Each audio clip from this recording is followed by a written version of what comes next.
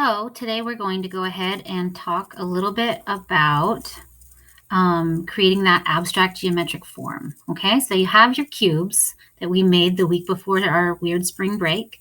If you can see in the video, I'm using that right angle ruler to create nice sharp edges and to just really kind of replicate that idea of it being geometric, right? So we want to do forms and shapes that are geometric in nature and that will just keep giving that feeling of it being like a mathematical inspired form.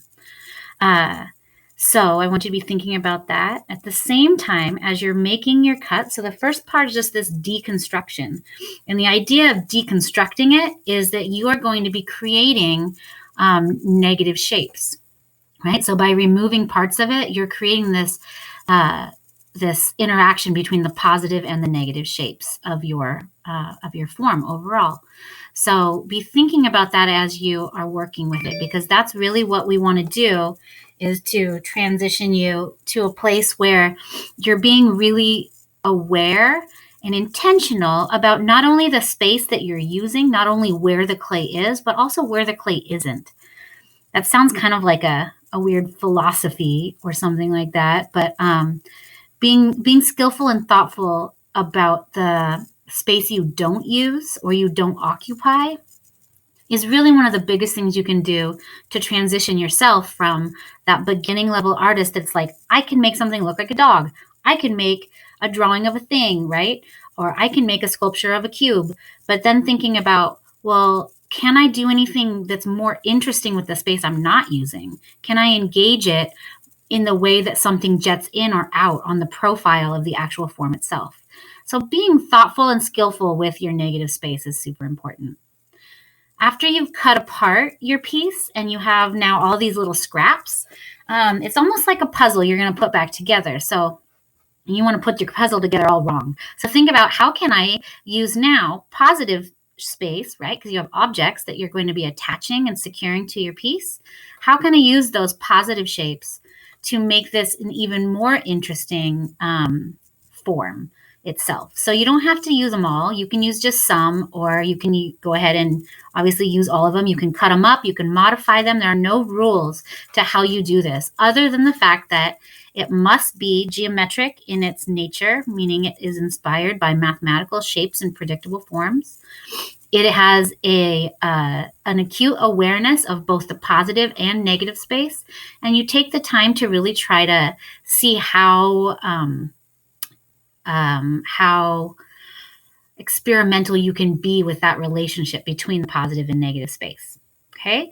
And then just have fun with it. One of the things about being abstract, and again, abstract is not working with something that doesn't look like something else, right? It's just interesting in its own right to be.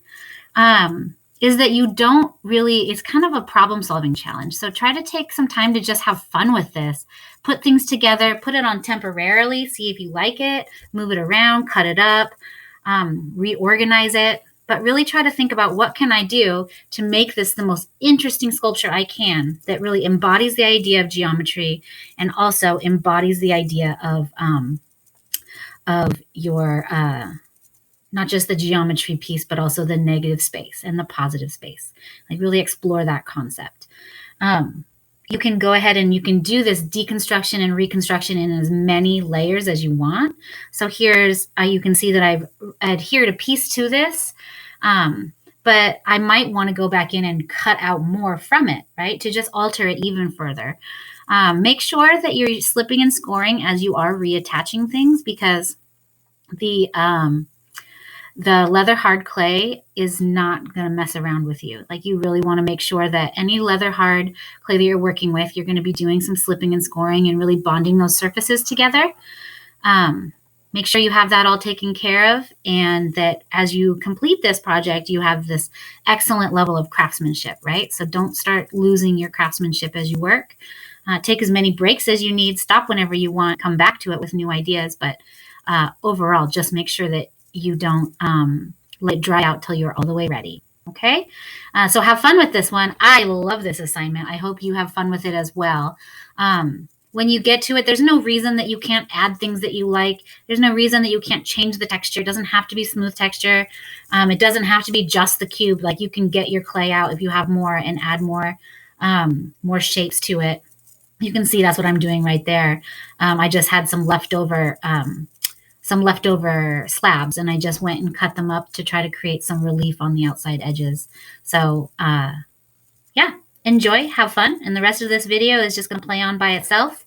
I can't wait to see what you guys do with this. Like I said, this is one of my favorite projects because it's just so, it's like a doodle, but it's done with clay. So enjoy.